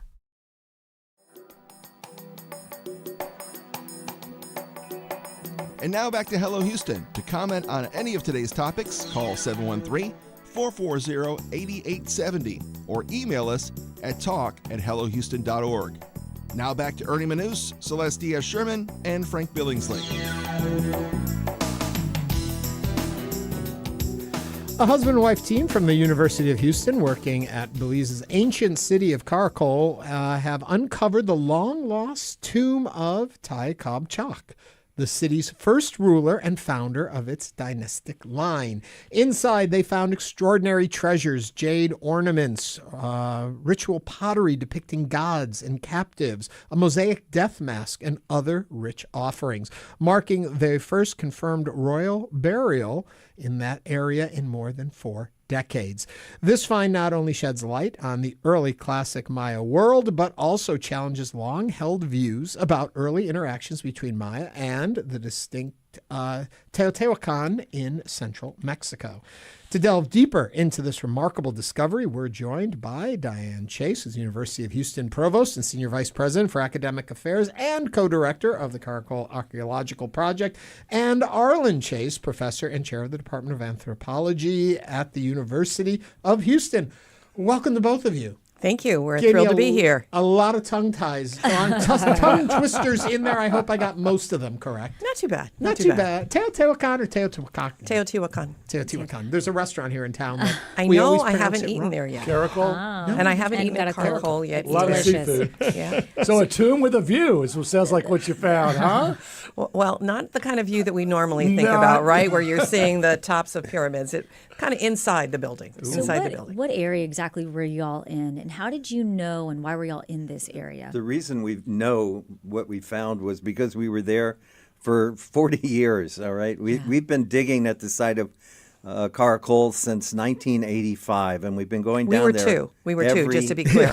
Started as children. Yeah. We were going To be down there every year, carrying out a field season. And over the course of these years, we've excavated a lot of tombs and a lot of burials, but not one that was equivalent to this one. But you just knew that area had a lot of burials, and how did you know? We'd been. So this is basically like a palace compound next to the tallest architecture that we have at the site, a place called Kana or Sky Place. And we knew that it had a long history of occupation. It had some really interesting finds. What brought us there this year is because there was something we'd found several years back that related to this site of Teotihuacan, which is outside of Mexico City. It was a cremation burial. So we started, really burnt bone. And it had obsidion that we started excavating in this residential group in 1993, and in 2010 we did a test pit, which is a small excavation measuring 2 meters by 2 meters in the plaza. We put it on axis to two different burials that we had found, one in the north building, one in the east building. Both were early. We just did a test pit, and lo and behold, we found this amazing cremation burial in an oval pit, in a style that it comes out of central Mexico. It doesn't come from the Maya. And inside of it was this green obsidian, which comes from central Mexico, as well as other vessels, ceramic vessels that are both Maya and Central Mexican. So this got us all excited, but it was a unique deposit, and no one knew what to do with it because there's nothing else like it in the Maya area. So we went back subsequently, opened up more excavations, but realistically didn't shed much light on what that deposit was doing and how it related to the elite of Caracol. Wow. So this season, we looked at the long section, which is an archaeological drawing that we've prepared, and we saw that there was an area where we really hadn't excavated. It was below a tomb that we had excavated in 1993, and we had just stopped at the floor of the tomb. And there's a huge expanse down there that would go deeper. And so this year what we did was another one of these test pits, 2 by 2, opened up the same tomb that we found in 1993 and literally went through the floor. And when we went through the floor, we hit the roof of the chamber. So almost immediately. Did you know who you were looking for, or was it just you were looking to find? We were looking to find any deposit that would give us an indication of the relationship between Caracol and essentially central Mexico. So it had to be the right time period. So that's what we were going for. No. We've never found a ruler's tomb before. So this is the first tomb that we found that we can identify as a ruler's tomb, and the first one where we actually have a name. When did you know that's what it was? What was the moment that it hit? That took a little bit of time. So Arlen was in the field, and I was up here being provost. Gets in the way of your digging, doesn't it? Yeah, I was up here being provost, and I was getting reports daily on what they were finding. So he can describe what he saw initially. So we got into the chamber, and the chamber we saw was fairly deep. In fact, the floor of the chamber is over 4 meters below ground surface. And so we could look in it. We could see red cinnabar, which is unusual. It means it's a very elite burial. We could see pottery vessels, and it was clear to me that the pottery vessels were early classic, which was the time period that we were looking for. But other than that, we just knew at that point that we had a royal burial like other ones that we have found at Caracol. And it wasn't until we were in the middle of the excavation that we found this. First of all, we found 3 sets of jadeite ear flares, which is highly unusual. We've never had 3 sets of jadeite ear flares. And then we found a pile of obsidian blocks, little obsidian blocks, on the side of the tomb. And at first we said, okay, there's some kind of decorated object here. but then it became clear that it was a mask. And once we removed it, we had a nose and we had ears and eyes. And so we knew we had a mask, a death mask. This is the first one we found at Caracol after 40 years. These are highly unusual in the southern lowlands, and this is, to me, the marker that this chamber held a ruler. We found one of these before in 1985, and this is in northern Belize. In northern Belize. So I was there for that. So he kept telling me, it's okay, you don't need to come down, it's all good. And then finally he said, you should come down. You should come down You here. should come down. If you have questions for our real-life Indiana Joneses here, Diane Arlen Chase, give us a call, 713-440-8870. Now, talk to us a little about the time period that we're looking at. I know you mentioned it, but so for those that don't understand, Sure. that I'm looking at this 350 AD. It is. 350 AD is incredibly early. This is one of the earliest tombs that we know of as being a ruler in the Maya area.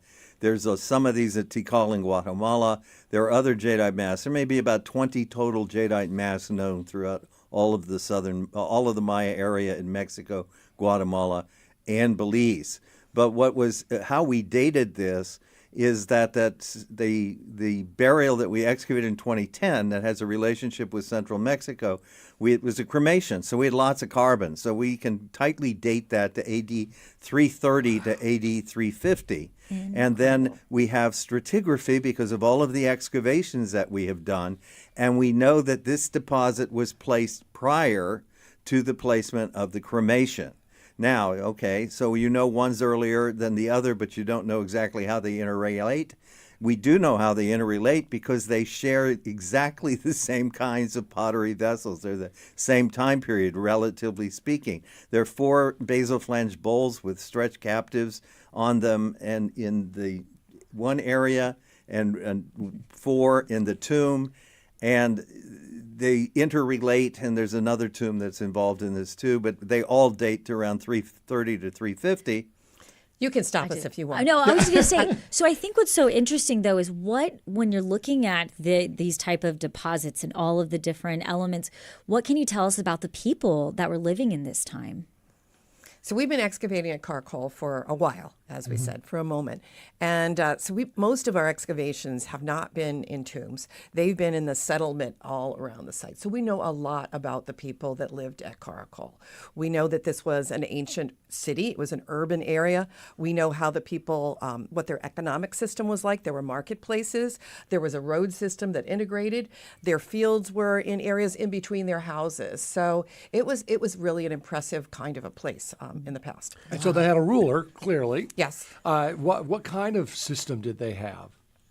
So this is the first dynastic ruler. And just like other places around the world, the government, the economic system changed over time. At this point in time that we're looking at, it was dynasties, right? So there was a ruler and a variety of other folks. Caracol was relatively small, maybe 30-some-odd thousand people. So not a huge city like it later became. At about 600 AD, it was more like 100,000 people that were living in the city. Yeah. So it grew over time from that. So it grew to be a place that had a huge, what we would call middle class or middle status level over time. Yeah. If people are watching us on YouTube while we're talking, I apologize. I'm sitting here with my mouth open like... we all 3 of us are sitting here like, this is fascinating. Help us understand, too, the significance of what you discovered as in regards to these 2 communities kind of merging, not what you were expecting. Or were you expecting it and looking for something like that? We were looking for what was the relationship. We knew there was some kind of relationship between the Maya and other peoples in Mesoamerica. And that was actually our research design this year. Mm-hmm. Could we answer that question?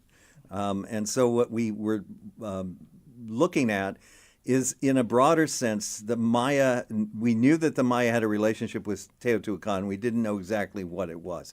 We knew that our kingship started in 331 AD from the epigraphic texts. Epigraphic hieroglyphs. Thank you.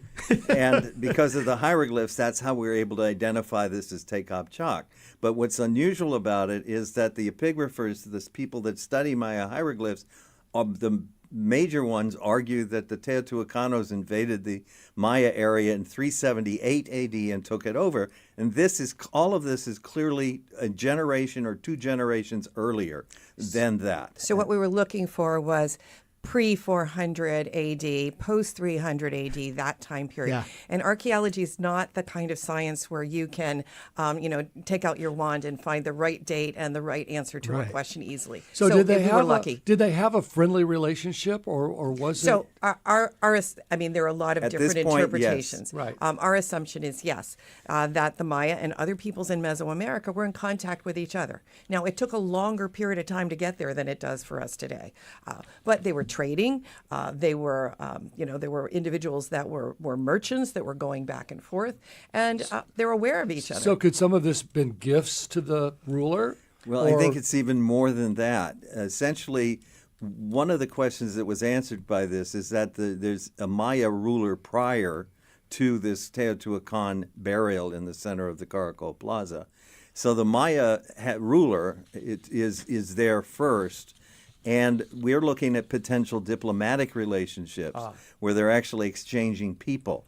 And this is also being seen in excavations at Teotihuacan that are being done by the Sugiyamas up there. They found finding Maya murals that dated to 350 AD and other iconography that was clearly Maya much earlier than the AD 378. So how does all this upset the apple cart, the beliefs and the understanding up until you folks break through that floor? Well, there's some that are still going to have to do that reality check, right? There's a lot of conversation about what it means, and we'll be spending more time with our colleagues. But it does show that the Maya were essentially an independent development in contact with other peoples across Mesoamerica, as opposed to that it was imposed. And that's really just important in terms of how we think about who they are. But when we look at this particular interment, it also reminds us that there are a lot of connections, again, across Mesoamerica. Those jadeite ear flares that we found are from Guatemala, highlands of Guatemala, or Motagua Valley, in Guatemala, that kind of source, right?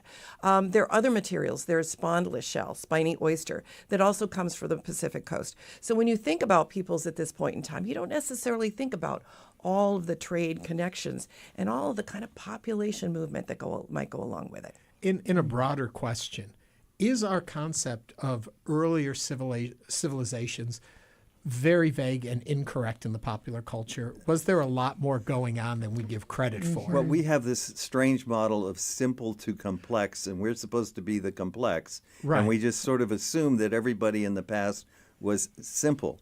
And it doesn't work that way. They may not have had the wheel, they may not have had cars, etc., but they were exceedingly complex, and we all are driven by some of the same passions.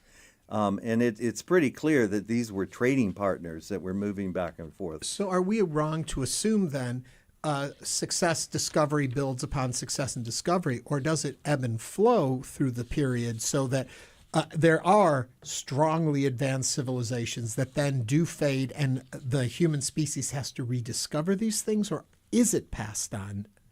Well, I mean, if we're talking about the Maya, or we're talking theoretically in general, I think both, actually. There's still Maya living today.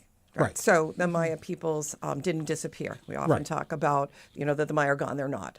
There's something called the Maya collapse, and that is cities like Caracol that are abandoned at a certain point in time, over a couple hundred year span. Some of the learnings continue over time, but I think other things are lost, and we do have to rediscover them.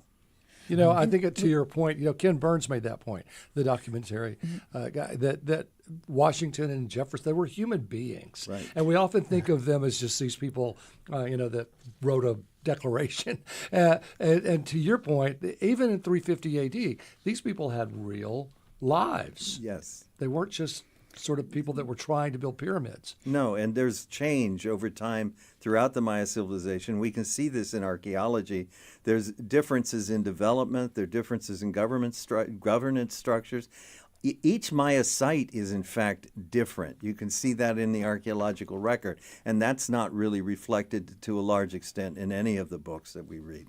You're listening to Hello Houston, and we're speaking with Diane and Arlen Chase, two of the most influential Maya archaeologists in the world. You can join the conversation at 713-440-8870. We did get a text question from Dan who says, do the guests know if the original tomb structure was subterranean, or has the structure been covered by sediment over time? It's been covered by human construction over time. We know that the bedrock is about 5 meters down below the ground surface. And what has happened is the Maya usually, in terms of constructing things, clear off to the bedrock, then start over again. And build up and up and up. They don't knock things completely down like we frequently do when we're reconstructing. So when you see these big hills that look like hills in the Maya area, or they're actually structures, once you start clearing them off, all of those have been constructed above the ground, and they keep constructing. Whereas we demolish things and then take it away, they demolished it and then built on top of it. But there is sediment on the top. What did they use for construction? Mud bricks or? No, limestone blocks and siscob and stucco. Wow. And we do have a call, Rick. Put the, your yes, you have to put your headphones on. We do have a call from Rick from West Houston. Rick, welcome to Hello Houston. What is your comment or question for Diane and Arlen? Hi, thank you. And I'm so excited to have two people from my former university and from my department in that university. So I have a quick question. We've lost a number of our faculty to retirement, but it appears we're not hiring more archaeologists in the Department of Comparative Cultural Studies. Well, that will, I think, happen once we get more students interested in the topic and they enroll in those classes. In fact, we will be pushing both physical anthropology and archaeology in the department on top of its strong cultural focus. Glad to hear that. Now, my question, please spend a little bit of time also, though, talking about Teotihuacan. That's what I did my thesis on, and that it was a mercantile system that even non-elites would be bringing back material from Teotihuacan. So can you talk a little more about the interrelation between the Loa and Maya and Teotihuacan? Rick, thank you for that. Diane? Sure. We have bits and pieces of evidence throughout time, and in fact are going to be spending some time with some of your former colleagues at a conference next month where we'll be talking about it more. This particular time period, the early classic, I think, though, is the one that has been the most confounding for all of us in trying to determine the directionality. And what we're showing is that it is more the mercantilism, and it is bidirectional, multidirectional, not just single directional that we're seeing. Right, because one of the things that had happened in the 1990s was Guatemalan archaeologists excavating at Tikal were able to actually argue that the Maya had influenced a lot of the building at Teotihuacan. And so some of that is, nobody's actually analyzed that and looked at that in depth. And that's one of the things we're hoping to start a discussion on in August at the Santa Fe Institute in Santa Fe, New Mexico. So is this your area? I mean, you kind of own the Caracol dig? So we're the directors of the Caracol Archaeological Project, the two of us. We hold a permit from the Institute of Archaeology in Belize, and we work really closely with the Institute. But one of the things we talk about is there's no I in the word archaeology, and there's no I in the practice of archaeology. Yeah. So there's no way the two of us down there could do all of this. There's a huge team that works with us, including students from the University of Houston. And there is no speed in it either, which I think, going back to our last caller's comment, folks in today's day and age want instant gratification, and then you start thinking of people in dirt with little brushes just dusting away. It takes patience. Yes, it does. Yes, it does. It takes incredible patience. There are times when you really want to know what's next, and you need to move slowly. This particular chamber took more than a month to excavate, and when Arlen talks about determining that there was that jadeite mask that we learned was a death mask, that took until after all of the photographs and drawing was done, and we started to remove it. And it wasn't until I saw the nose that we were. It's like, okay, we got it. Wow. Hey, there's a good text here, and I'm curious too. Have you done any DNA exploration? So that's next. That's so next. there are, it's not only is it a long, painstaking process to dig the recording, but then there's a subsequent analysis. So we've already sent the material out for ancient DNA analysis. We've sent it out for stable isotope analysis, which will tell us a little bit about diet. There's a lot more that we need to do to know as much as we can. I know you're supposed to keep an open mind in this, but do you have thoughts on what the DNA is going to show you? Or do you try and keep open? Well, what we're hoping it's going to show us is where this particular person, came from and who he's related to. Right, but it's a first step because we would like to see some DNA from some of the elite at Tikal in Guatemala, and especially the Yaxcuc Mo, who was the founder of Copan in Honduras, who was, according to the hieroglyphic text, came from Caracol. So we would love to see the two DNA and do comparisons between them, because Yaxcuc Mo is about 100 years after this burial. And we did have a question from YouTube from Cosme Garcia, who says, has the advancement of technology in the field of archaeology aided in this new discovery? Archaeology is changing all the time. The ability to actually even think that we could do ancient DNA is something that we wouldn't have imagined a number of years ago. The preservation at Caracol is not great for organic material. It gets wet and dry. It's hot and cooler. So the fact that we're even able to think about getting that analysis done wouldn't have been the case 10 or 20 years ago. I went to Washington and Lee University, and their archaeology program was called the Big Dig, which has two eyes in it, but it's good branding if you're trying to get those students interested. Well, there's actually a video on the Big Dig that was used in a lot of archaeology classes. Yeah. Nice. I'm curious, too, when we think about technology, a lot of folks, I think the assumption is, well, you can just x-ray the ground and know what's down there. I wish. Let's explain. Let's dissuade people of that belief. Sure. No, we don't know what's below the surface. We can guesstimate the kind of structure because we're good at looking at what a mound looks like and where the corners and walls are. But that only tells us about the latest structure. We have been working with the National Airborne Laser Mapping Institute, NCOM, here at the University of Houston. Center for Airborne Laser Mapping. Sorry about that. Airborne Laser Mapping Center. Yeah. Okay, so that was my tongue twister. That makes up for me giving you Teotihuacan. Sorry about that.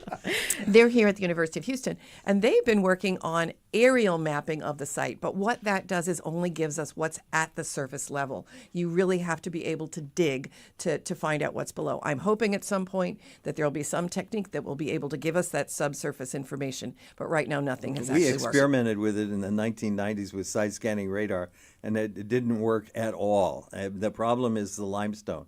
They have real issues going through the limestone. We still have hope that somebody has technology out there that can look for cavities in the limestone walls and or give us an idea of what the structures look like below, so that we wouldn't necessarily always have to dig. But the fun in all of that is the fact that you are still having to do it in a lot of ways as it's always been done. It is calculating where it potentially is and digging and looking and searching. Yeah. It's not something you can punch into your laptop. This was an old-fashioned find. Yeah, that's awesome. Raiders of the Lost Ark. Where can people see some of these artifacts? And once they are, moved from, we know and we have a story about them and they've been cleaned up, where can people go to find So the actual artifacts are in Belize. Okay. One of the things that people think is when we dig things up, we get to keep them. Absolutely not. We don't. The university doesn't. They belong to the people of Belize, That's and so they important. will be on display there. In They're Belize. also making digital copies of all of them that folks are going to be able to look at virtually as well as to manipulate. Yeah. And if somebody wants to read more about this, we did get a comment from Catherine C. that says, this is fascinating. Have seen the Mayan ruins in the Yucatan. So, this is obviously, it really is. It's incredible to be able to go back in time, right? Really understand what was happening in that time. Where can people find out more information about what you all do? Well, we actually have a website, which is www.caracol.org, which has all of our publications on it, all of our season reports. It has videos, and fairly soon it should hopefully have an article illustrated article on the tomb of Tekop Chak. Okay, you're talking about that find. We had a really fun question that came in, and take it in the sense that it is a fun question. They want to know, what is the most Indiana Jones-like moment in your careers? Yes. And were you ever chased over an artifact? No, we were never chased over an artifact. I'm not actually sure what an Indiana Jones-like moment would. Oh, you got one? I have an example. When we started work at the site, we had looters that were present. And in the second or third seasons, we were trying to do work and mapping about 3 kilometers outside of the site. And one of the things that we did was map these causeways, these Maya roads, out to where the large architecture that they ended in. And when we got there, a lot of it was looted, and we found a lot of beautiful tombs that had been looted. And on the second week, we were going to this one portion of the site called Pajaro Ramanal, tacked up on the entryway to the monumental architecture along our path was a tobacco container upside down, and in Spanish it said, "We are the archaeologists here. Go back." And so that's pretty much an Indiana Jones moment. When you break through like that, does it smell? No, no. I mean, is there oxygen? It's open air. It is open air. Sure. Sometimes you have termite nests in these tombs. Sometimes you've got roots you've got to deal with. In this particular case, everyone was wearing a mask when we did the initial discovery. Yeah. Okay, let's talk about the two of you. Fascinating, two people who both are interested in the same thing have found each other. How did this come to be? Did one of you lead the other into the search for the past? And y'all are still together. Did you dig each other? You were together. Did you? Well, you guys have all the puns. No, Frank has all the puns. All the puns. So we met pretty early. I knew, or I thought I wanted to do archaeology. I picked the University of Pennsylvania because of their archaeology program. However, I did not know that it would be my archaeology. I knew it was the New World. I came onto campus as a freshman with my parents, in the car and my luggage.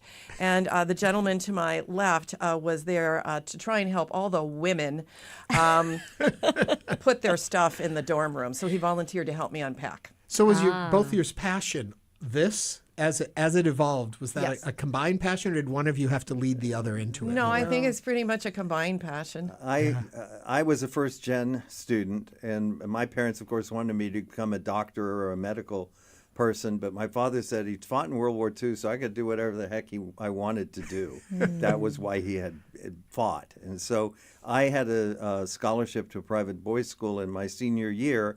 I had the luxury of taking a trip down to Guatemala for 5 weeks with somebody who was very well known for doing rice paper rubbings of stela. And we went to this unknown site, and I was sitting there finding Maya hieroglyphic blocks off of a building. And it was, to me, was the most exciting thing I'd ever done. And it became very clear to me, having had a class in high school in Mesoamerican archaeology, we didn't know very much about these cultures. And it was a great career. And so I chose the University of Pennsylvania because they were coming off of a 19-year project at Tikal, Guatemala. And they had started a new project at Tayasal in Guatemala, which was the last Maya site.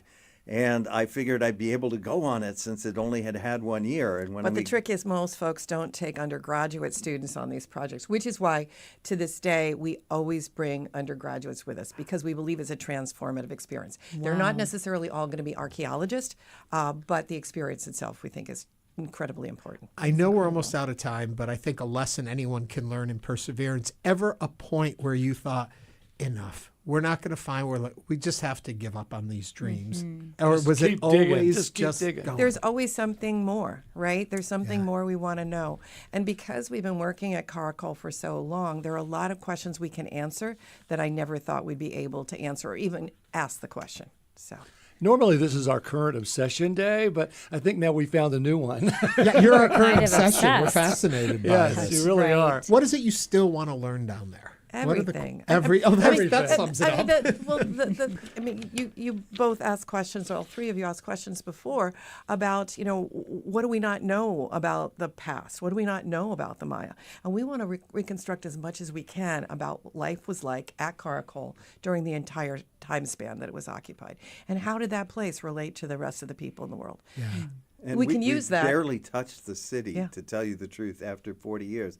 This city is spread over 240 square kilometers between two rivers. It's tied together by roads. It had all of the sustaining agriculture within the city. This is not what Western cities do. This is what ancient cities did in the tropics. It's a very different way of doing things.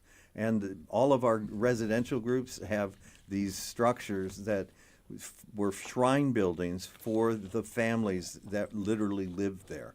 Wow. Diane Chase is the University of Houston's provost and senior VP for academic affairs and co-director of the Caracol Archaeological Project. And Arlen Chase is a professor and chair of the Department of Anthropology at the University of Houston. It's Diane Arlen. It's actually comparative cultural studies. Comparative cultural studies. And thank you so much both for joining us. Absolutely fascinating, and congratulations. Thank you. Thank you. We enjoyed the conversation. And for the record, I have seen Indiana Jones. Just wanted to put that out. Oh, we watched them too. Okay. We watched them too. In the field. In the field. And that brings us to the end of our show. We want to thank you for listening, engaging, and chatting with us today on Hello Houston. We will be back tomorrow with more conversations. This is News 88.7. Thanks for listening to Hello Houston. Join us every Monday through Friday from 11 a.m. to 1 p.m. to talk all things Houston.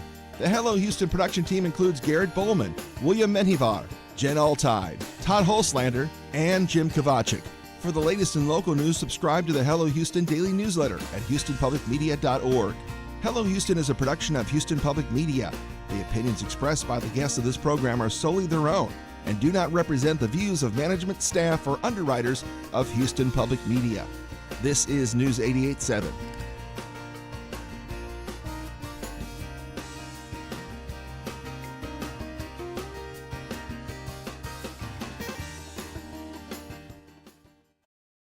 Hey, it's Francis Lamb, host of the Splendid